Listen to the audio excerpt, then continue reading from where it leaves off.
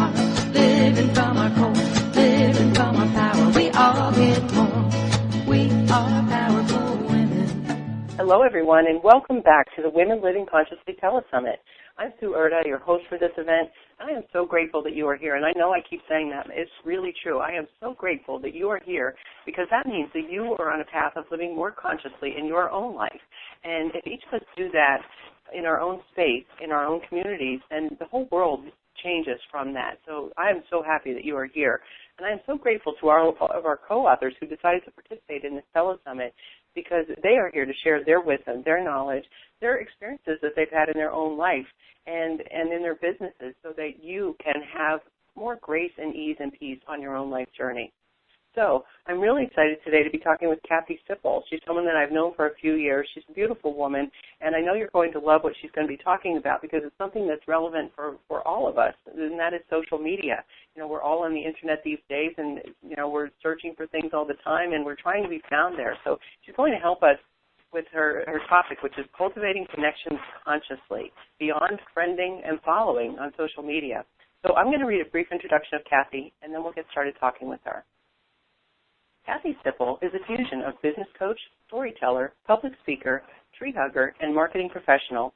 Being excited by the opportunity of social media for business, Kathy formed My Social Media Coach in 2009 with the mission of making social media marketing understandable and manageable for entrepreneurs and other small business owners. Kathy resides in Valparaiso, Indiana, with her husband John and their black lab, Bodie. She holds a BA in economics from the University of Michigan in Ann Arbor and is a member of Mensa. She is a Reiki master and teacher, an avid hiker, nature photographer, and community gardener. And I'm really excited today to be talking with you, Kathy. How are you? Great. Thanks so much for having me, Sue. Oh, I'm thrilled always to talk with you, Kathy. We could talk for hours, I know, but I know we have about 20 minutes here for our listeners. So let's start in and talk about what you do as a social media coach. Can you tell us what that is? I will sure try. I really liked what you said. We try to bring grace and ease and peace, to this Telesummit, and I like to think that's what I try to bring to each and every client that I work with. It a little bit depends on the client. It depends on the day and what they specifically need. But I guess short answer is I try to put the social back in social media. Sometimes clients are really wrapped up on worrying about what kind of content to create and getting all the technology right, and we certainly address all of that. I've developed a program I call Finding Your Social Media DNA, and DNA in this case stands for Developing Naturally and Authentically. So that's at the root of every client consultation. I'm trying to help clients put together their unique strengths, skill set, and objectives to come up with a plan that works for them. But I would say the biggest and most important aspect of that is always building their connections. And so that's why I kind of wanted to talk about cultivating connections today and, again, putting the social back in social media. I love gardening, and so just a fair warning, I'm probably going to use some gardening metaphors throughout the rest of our talk today. Great. I love gardening, too. I think that's terrific. So, so let's talk about social media networks. Why do they work? Why do social networks work? And what can an online social network do for us? Well, in my past, I have been a membership director for a Chamber of Commerce. It was actually one of the top 5 largest in the country. And I think the reason that social media networks work are the same reason that alumni groups work, chambers of commerce work, networking groups work that are, real-time, face-to-face. We want to do business with people that we know and trust. And the social networking aspect allows us to go way beyond what we're able to do in real time and show up for face-to-face. Because there is a virtual you that lives 24/7, it's just an amazing opportunity. And because we're able to peek under the veil of our network, let's take LinkedIn, for example. LinkedIn, you can have, endless number of connections, but the very cool thing on LinkedIn is you're actually able to see who those connections are linked to and who those connections are linked to. So I loved the movie years ago, 6 Degrees of Separation. LinkedIn doesn't exactly give you that, but it actually gives you a social map for up to 3 degrees of separation. And the way that your network can grow exponentially large in opportunities from that basis of how it's constructed is just absolutely incredible.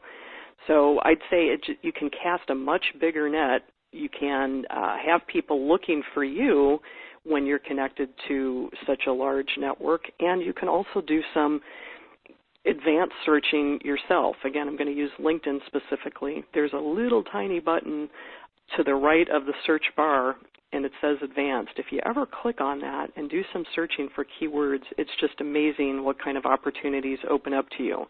A lot of people just overlook it or think that LinkedIn is an online directory of resumes, more or less, but it's so much more than that. So I like to unleash the power of directories like LinkedIn and other social networks as well.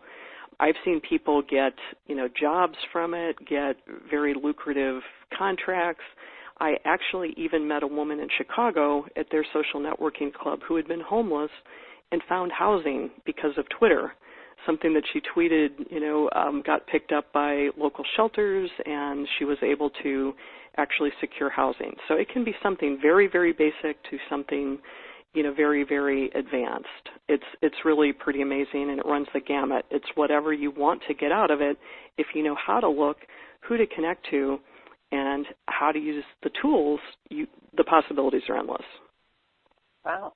It is pretty amazing. Even when you talked about LinkedIn, I didn't know about that advanced button, so I'm going to go there as soon as we're done and find out what is waiting for me. Yeah, that's great. Yeah. Well, Kathy, you see, I go on Facebook sometimes and I see these people that have, thousands and thousands and thousands of likes, or they have, 5,000 friends or something like that. How big should someone's social network be? And I don't know if you're just talking about online, but how big should someone's social network be? And what criteria should we have? What would you recommend for deciding who we connect to? Well, I always think it's good common sense advice to begin with the end in mind. I think I can credit Stephen Covey for that as one of his 7 habits of highly effective people. What do you want to do with your network? Again, going back to the gardening analogy, how much food do you want to grow, or do you want to grow flowers that are beautiful to look at? Who do you need in your social garden? Your garden needs to be big enough for you to flourish and to maintain. So think about the kinds of contacts that will be beneficial for you and who you can also be beneficial for. It's not a one-way street. You want to make sure that you can give back to the people that you're connecting with. You don't want to be a plant that just, steals all the nutrients out of the soil without giving back. So I say take into consideration all of those things. But my personal litmus test, let's say for LinkedIn, since I've talked about that already, LinkedIn, if I were to link with somebody in LinkedIn, to me that connection equals a tacit or an unstated endorsement, let's say. I wouldn't think the same on Twitter. I think you can be a little bit more casual on Twitter. Facebook, I think I usually use that for people I'm actually friends with, usually that I've met in real life. But LinkedIn, it's a professional network. So if I were to get a call or an email request on a busy Monday morning when I'm thick in the middle of doing a project and somebody wanted me to give a reference for someone in my LinkedIn network and I had no idea who that person was, or I didn't feel comfortable, giving a referral for their for their professional work, then I don't think I really have any business being connected to them on LinkedIn. So I want to be connected to people that I feel comfortable with, that I can refer, and that I hope will also feel the same toward me. So that's interesting because I think that a lot of people just accept those connections, or accept the friendships or whatever that is without necessarily vetting those people or knowing those people. And that's certainly a decision that people can make. There are those known as LIONs, L-I-O-N, which stands for LinkedIn Open Networker, and they're just going on the principle that bigger is better. For me, that just hasn't felt right. I want my network to mean something, and I hope that if I'm in someone's network that it means that they trust me, that they would refer me as well. It's a personal decision, and I think you need to look at what kind of a manifestation funnel are you trying to build for yourself. If you're in a business that works on sheer volume, then maybe a different idea would work better for you. But I'm just sharing what works for me personally. And also, this is something that we discuss in my process of finding your social media DNA. I don't recommend the same, cookie-cutter plan for everybody. Mm-hmm. Okay, that makes a lot of sense. So, Kathy, for somebody who's just getting started and they don't know where to start, what advice do you have for them? Well, we've all heard you've got 2 ears and 1 mouth, and that's because we're supposed to do twice as much listening as talking. I think that's great advice for social media as well. Before you jump in and just, launch with whatever you've got going on and you're excited to share your own news, I think it's a good idea to look at what leaders are doing in your online community. Find out what's working for them. Find out how their posts make you feel. Some of the things can come across as very self-promotional, not very integrated, not very engaging, and we certainly want to do less of that and more that is mutually beneficial, more that is quality content. So I think spend a little time doing research, finding out what that looks like for you, and think about who it is that you're trying to connect to and who you're trying to develop content for. I think by spending some time as a fly on the wall and learning about that potential audience first, you're going to do a lot better when you just, when you enter the dance and you get off the wall and get on the dance floor. So that's definitely a good idea. And I would say start small. You can start in some less intensive ways too. I think Twitter, for instance, is a great learning area. It's kind of a little lab where, again, I mentioned a Twitter connection to me is more casual. Me following somebody on Twitter to me doesn't mean that I endorse them. It means that I think they're interesting. You don't need to ask permission to either be followed or to follow on Twitter. So I think that Twitter is a great way to just put out your intention, write an interesting bio, say who it is you're trying to meet and what you're interested in, and just start following folks that meet that criteria. You can do a search on Twitter and start there. Once you develop a relationship or you identify somebody that you think you would actually like to develop either a professional or a personal relationship with, normally people have a URL or a website on their Twitter bio which you can click. That's going to lead to a blog. That might lead to a LinkedIn profile. You can get to know them in a deeper way and decide if you want to move that relationship forward. But I think Twitter is a great incubator. And, of course, start with the people that you already do know in real life. It doesn't have to be people that you've worked with recently. You can go back, 20 years if you worked with somebody in a previous job or you are an alumni, you share some past with somebody. Usually they're really happy to hear from you, and it's a great way to reconnect. You can develop friendships along the way with your professional networks.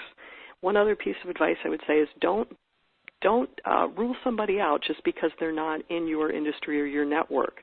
Again, because of LinkedIn's ability to go 3 levels deep, it could be that your niece that's just 22 years old who graduated from college has a lot of contacts beyond her immediate realm that could really benefit you. So don't count somebody out because they're too old, too young, not a big enough network, not experienced enough, too experienced in your opinion. The sky's really the limit. But go for the people that you know and trust, and then just trust that their networks and yours are bound to overlap in meaningful and exciting ways down the road. That sounds great. So that's for the beginners. Now, what about more advanced and more heavily connected users? What advice do you have for us?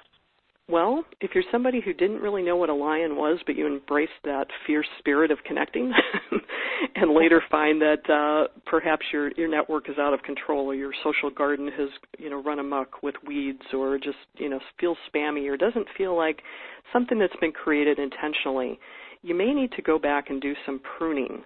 So, there are instances where you might have to disconnect from somebody that you've linked to or that you've followed on Twitter. It's not that big of a deal, frankly. I mean, I think that you need to just develop the network that's working for you. They don't get a heads up that says, hey, Sue just cut me or Kathy, unlinked from me. If you feel the need to express, a reason why you're doing that and you feel that that would be for somebody's benefit, great. But normally you can just do that in a quiet way, back off, and create it into something that you'd like it to be. The other thing I would say for advanced users, and this is a great habit for newbies to get used to as well, is to use tags. When you immediately join with somebody, if you tag them within LinkedIn or you create a special group on Facebook to let you know why you thought that person was interesting in the first place, this is much easier to identify a pool of people within your whole network that you can reach out to and you can talk to about a certain project or opportunity. So if you've got a big network and you haven't done that, I'd advise you to go back and apply a little bit of your time toward tagging your network so that it's more meaningful to you. Even if you've got a big network, those tags can help you dice it up, not literally, we're not going to dice anybody up, but, remove a sector from that group so that you can meaningfully engage with them. That sounds great. So, and a final question for you is, so here we are, we're in social media, we're out there doing this. What type of information should we be sharing? I think I have Socrates to thank for this, but he said, think before you talk and ask yourself, is it helpful, is it kind, is it true?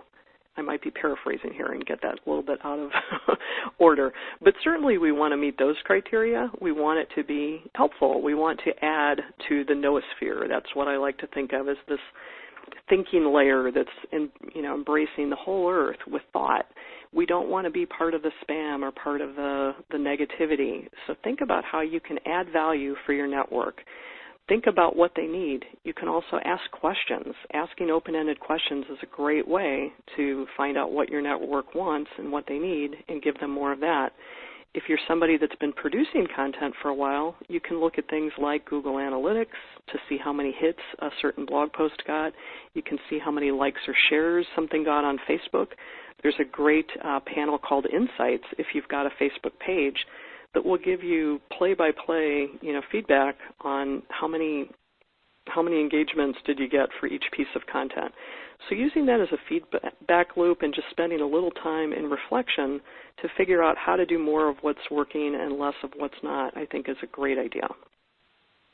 I love it. Well, that's wonderful. Kathy, this has been great. You are such a maven at this, and I love that you are out there sharing this knowledge with all of us. Can you tell us, as anybody on this call might want to be in touch with you, can you tell us how we can do that? How can we get connected with you? Yes. I give the short answer. You can Google me, Kathy Sipple. That's my, little cheeky answer, KathySipple, and you'll see all the different networks I'm on because I've got several different websites. But also a more specialized offer I'd like to give for people on the call is I've got a microsite just called mysocialmediadna.com. And that's got a special gift and a bonus for a limited number of people. And if somebody's interested in going through that process that I talked about, that's one way you can find me and hone in on that specific offering. But if you'd like to connect online, I'm on LinkedIn, Twitter, Instagram, Pinterest, just about everywhere you can think of as Kathy Sipple. So I would very much enjoy connecting to, I believe anybody that's attracted to Powerful You would be somebody I would want in my network. So please just reference Powerful You if you reach out to me on any of those networks, and I'll know that you're a good person to have in my network. You're a flower that I'd like to bloom next to and co-thrive with you in our social garden. Beautiful. Beautiful. Well, Kathy, thank you so much. I've so enjoyed talking with you today, and I love that you're a part of these projects. I love that you share your story in the book. It was really interesting for me to read. I loved it, inspiring for me, too. And I know that our readers will love it. So anybody that's listening to this call, I really encourage you to pick up the book and read Kathy's chapter and certainly take advantage of what she's offering on her social media DNA website. That's wonderful, wonderful stuff. And Kathy, just thank you for sharing yourself and for being you. You're just awesome. Thanks so much for having me, so I appreciate it. You're welcome. And in closing, I would like to thank all of you listeners for joining us, too, because this is your opportunity to shine in your own life and live more consciously in your own life and to use this information that these women are so selflessly sharing for you. So continue to listen to the Telesummit and continue to give yourself this gift, and be sure to buy the book on January 29th when it's available. You can visit our website at WLCBook2.com. That's WLC for Women Living Consciously, book, B-O-O-K, the number 2.com. And visit it on January 29th. We'll direct you to Amazon to buy your book, and then you'll come back to our website to select more than 50 free gifts. Awesome gifts, by the way, from our partners who are really terrific people. So thank you so much for joining in. Be sure to continue to listen and have a beautiful day. Living from our heart, living from our core, living from our power. Telesummit is brought to you by the co-authors of Women Living Consciously Book 2 and Powerful You Publishing, sharing wisdom and shining light. Be sure to buy the Women Living Consciously Book 2 anthology on our launch date, Thursday, January 29th.